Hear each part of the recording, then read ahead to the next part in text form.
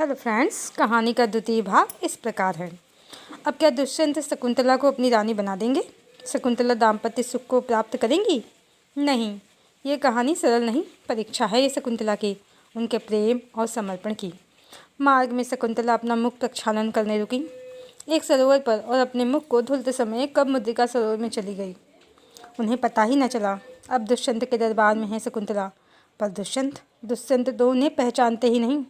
श्राप फलित हो गया। शकुंतला ने मुद्रिका दिखानी चाहिए, पर मुद्रिका तो उंगली में है ही नहीं।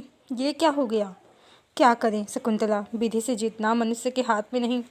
सो खाली हाथ खाली हृदय शकुंतला लौट गई, पर वो कर्म के आश्रम में नहीं गई। कश्यप ऋषि के आश्रम में उन्होंने शरण ली। भविष्य में शकुंतला को ज्ञात हुआ वो खाली हाथ और खाली हृदय नहीं थी।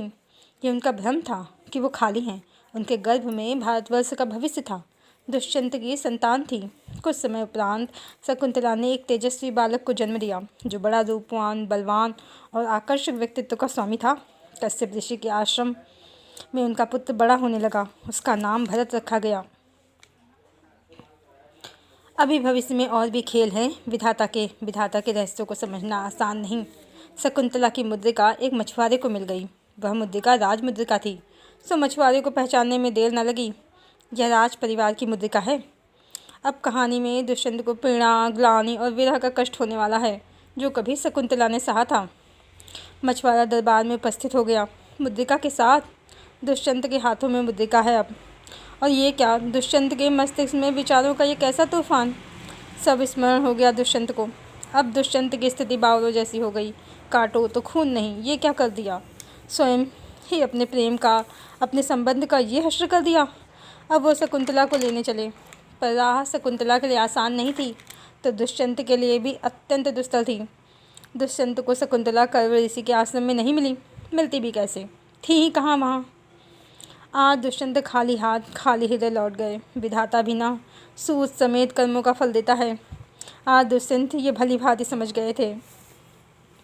इधर शकुंतला भरत को लेकर अत्यंत ही जागृत थी। उनकी शिक्षा, दीक्षा, पालन पोषण कश्यप ऋषि के आश्रम में और शकुंतला के प्रेम में आंचल तले सुचारू रूप से हो रहा था। भरत बड़े ही साहसी और उत्साही बालक थे। उनके व्यक्तित्व में गजब का आकर्षण था। ऋषियों मुनियों ही नहीं, वन्य जीव भी उनके साथ प्रेम से रहते थे। सिंह भी उनके साथ खेलता था। अब दुष्यंत की प्रतीक्षा समाप्त होने का समय आ गया है। युद्ध में इंद्र की सहायता करके वो लौट रहे हैं और कश्यप ऋषि के आश्रम में कुछ समय विश्राम का निर्णय लिया है। अब क्या होगा? जो रहस्य भविष्य ने अपने आंचल में छुपा रखा है, आज वो खुल जाएगा। दुष्यंत को उनका परिवार मिल जाएगा। शकुंतला को उनके प्रियतम मिल जाएंगे। दुष्यंत ने जैसे ही आश्रम परिसर में प्रवेश किया, एक तेजस्वी बालक को देखा। वह बालक सिंह के दांत गिन रहा था। अद्भुत था वो दृश्य दुष्यंत के लिए, और वो बालक उन्हें विस्मित कर रहा था। अचानक से शकुंतला उस बालक की तरफ बढ़ी। भरत, भरत, उन्होंने पुकारा भरत को। और दुष्यंत को सब समझते देर न लगी। उनका पुत्र, उनकी पत्नी उनके समक्ष थे। अब दृश्य बदल गया था। दुष्यंत का परिवार अब उनके साथ था। दुष्यंत की आंखों में प्रसन्नता और ग्लानि दोनों के अश्रु थे। शकुंतला का तप, समर्पण रंग लाया था। उनकी परीक्षा पूर्ण हो गई थी। ये कहानी आर्यावर्त की देवी की है, भरत की माता की है, जिनके नाम पर आर्यावर्त भारतवर्ष बना। यह उस भारतवर्ष की कहानी है जहाँ सूर्य उदित होता है। पूर्व की कहानी है ये पश्चिम की कहानी नहीं है, जहाँ प्रेम का रंग गुलाबी नहीं गेरुआ होता है, सूर्य के समान प्रचंड, तेजोमय, आभावान। जहाँ प्रेम कामुकता की अंधी पहेली नहीं, वरन तप और त्याग का दृढ़ संकल्प पत्र है, जो मिटाए नहीं मिटता।